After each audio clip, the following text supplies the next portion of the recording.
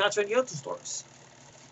Basically, Alpine Fields is Derek meets this girl at this garage whose mother is in labor and she's been shot in the lung. The girl's name is Lauren, who's played by Samantha Fields. Good actress, who she has to do. Sad to say she didn't go on to do much, but that's sad. And it turns out Lauren in the future, her and her, I think her little sister, who's being born right then and there with a mother in labor, is the little girl who will save the resistance in the future because there is a plague that goes on. I know it's deep for Terminator. I know. At least they didn't take it the whole movie like Raise the Apes did. Ha ha, cheap shot. But I understand. People like that. It's cool. So,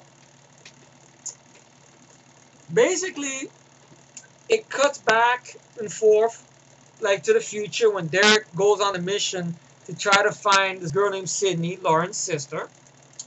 Because her blood type is the cure for the plague. So, his commanding officer tells Derek, let's send the machine. Derek doesn't trust the machines. So he wants to go on his own, but he warns him there could be a chance that he can get infected. But he still wants to go. So when he makes it to the area where he's supposed to meet the girl at, he finds everybody in this room are dead from the plague. And he freaks out, takes off his mask, and he's about to shoot himself. Which that comes to play in the older episode there, where he meets Jesse for the first time. Jesse tells him, your fly is open. You know, like really cheap shot, throw humor in there. And they go find the girl, Sydney, and stuff. And she kind of reminded me, the way the actress looked, she kind of made me think of Summer's character in Firefly, River Town. Because she looked almost like that. This character named Sydney. And they have to take her back to Serrano Point, their base, so they could pretty much take her blood out to use it as the cure for the plague. And her sister, Lauren, is actually the doctor who works on the resistance in the future. But then you go back to the timeline, you know, early on, of course, the original episode that was filmed, you see that Sarah Cameron are at the cabin, Alpine Fields, which was the name on the wall, and stuff. And you got Lauren's father, who's played by Carlos Giacat, whatever. You might remember him because he was in the pilot episode of Firefly. He was the guy that shot Kaylee, Jules State's character.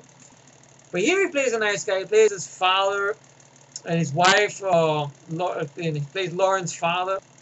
And the wife is having an affair, so they have a funny little back and forth. I know a lot of people liked the Lauren character because they said the character kind of reminded them of early Sarah Connor, way before like the way Sarah Connor was in T1.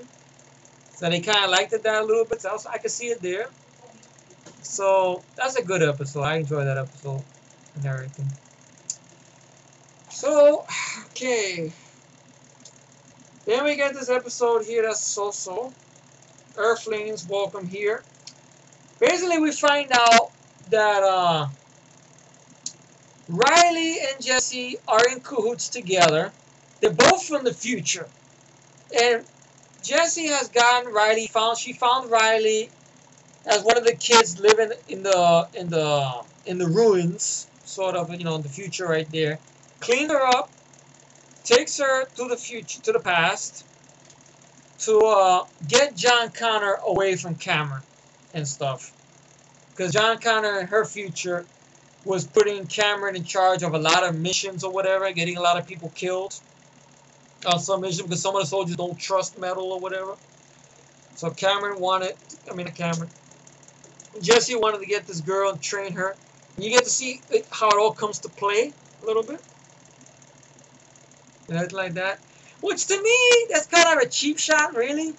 You couldn't just make this a regular girl, just happen to like John for something or whatever. No, she's got to connect to something. You know, or at least kill off the Jesse character, make her another reason for her being there. But it's a cheap shot, but it works when you find out the overall plan of why she's doing this shit in the first place. So, the episode ends with Sarah Connor being shot because she obsesses once again with 3 fucking dots. It ends up in this UFO, I don't know if it's a convention or like kind of like a meet. A lot of people have been abducted by UFOs, talk and stuff. She meets this guy dressed up in drag who used to work for this computer company, and somebody kills the guy. Sarah follows him to this farmhouse, and she encounters the security guy. She shoots the security guy, and she gets shot badly in the leg. And then when she's passed out, she sees an HK floating above her. Then the episode finishes. Then the next episode after that, we get. Well, before that happened there, Riley tries to kill herself because of the tension. She doesn't want to go through the whole mission of deceiving John or whatever, but pretty much Jesse's forcing her into it. So she slashes her wrist. But she lives. And you get the next episode, which is another good one, The Good Wound. Now we have an appearance by Kyle Reese, Jonathan Jackson's Kyle Reese, through the imagination of Sarah Connor. That's the only way you can bring Kyle Reese back, through the memories. Or if you're going to tell a story about the future war, that's about it. You can't bring him back through time travel. It doesn't work that way, in my humble opinion. So, Sarah's shot in the leg. She's in a hospital room somewhere, surrounded by cops. And she envisions Kyle in front of her, talking to her. Dressed up the way he was exactly dressed up in T1 by Jonathan Jackson. Which he does okay for what he has to do and stuff. Not too shabby. And throw a little when he's like, on your feet, soldier. On your feet. You know, stuff like that. And John Connor's at the hospital with Riley and stuff. With Cameron. Derek shows up there. And Derek gets a phone call from Sarah to go burn the car with the blood and the evidence and everything. To trace her back to John or whatever. And she takes this ambulance worker at gunpoint, this woman, who's the wife of the sheriff and stuff, who we find out is an asshole and stuff. And very good stuff. I mean, I like the little rekindle stuff there. Granted, Jonathan Jackson and Lena Headey don't have what Linda Hamilton and Michael Biehn had. You know, but for what it is, it's there for what it is. So that's a good episode. Nice, at least they gave Kyle Reese somewhere in the story there, do something. The Good Wound. The episode ends very badass episode. I mean, it ends very good. I remember the ending of it because what happened is, on that episode, Earthlings Are Welcome here, right?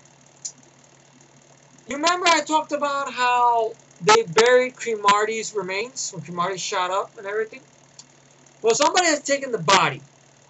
And the only person who knew about that, away from that group, is Ellison. So Cameron and John, they go to Ellison's house. Cameron beats the shit out of Ellison, trying to get information out of him and stuff. She's about to kill him, but she doesn't do that. And basically, the episode ends when you find out Ellison did dig up the body of Cromartie to give it to Catherine Weaver. And his big fucking explanation is, oh, we gotta see how they work so we can destroy them and stop them. I'm like, you already seen how you fucking destroyed them and stopped them. You pop a cap in there and their fucking CPU, game over. That's it. So the stupid decision he made to give it to Captain Weaver, who's liquid metal and stuff.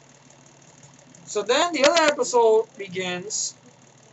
That episode, Desert Cantos or whatever, where Cameron is in the backyard stabbing through the grass to see if Cromartie's buried there, which you could say John and Cameron are stupid as well, because they should have checked the trunk of his fucking car to where if Cromartie was in there. They should not wait to see if Ellison would talk. But of course it didn't work out that way. So then you get that episode there and everything like that. And there's the Good Wounds that happens there. Desert Cantos, that's an episode I fucking skipped because it's very boring. And Josh Freeman wrote that episode, John Wirth, on purpose. Because, all the fans wanted to see action and Cameron and John. But, sorry, I want an episode to calm things down a bit. Basically, slow it down to a fucking crawl. They basically go to the little town where everybody, because in the end of that episode, The Good Wound, Captain Weaver finds out there's a Colton warehouse there, and for some reason or another, I guess to cover her ass or to fuck Skynet over, she pwns everybody in liquid metal fashion. Like she takes the blades and you see like blood splats, decent stuff, you know, and then blows up the fucking warehouse and blows up the whole fucking warehouse middle of the desert. and stuff. So the next episode, Desert Canto, is basically a funeral of all those people, even the guy that Sarah shot. Because Sarah Connor feels bad about that because Sarah Connor, if you notice, even in the movie, she had never taken a life. Yes, she beat the shit out of Dougie in T2, but he's alive, believe it or not. You know? She didn't kill Miles Dyson. You know, she's not a machine. So she's badass, but she's not a machine. So she never took a life. So that episode is boring. You get introduced to human bad guys, which they don't do nothing with, basically. At least the next two episodes and the last episode, they don't do nothing with. This company called Kaliba, who we find out is a group of humans that are protecting the machines, that are building the robots and stuff, because they're getting paid to, and they believe the robots are gonna help humanity, not enslave humanity. And they want to kill Sarah Connor and John or whatever. And they have knowledge of who Cameron is. Who's pulling the strings? We never find out. Why? Because Josh Freeman's an asshole. That's why. But I have suspicions. But my suspicions don't mean shit. So that episode ends. Desert Cantos. Fuck that episode.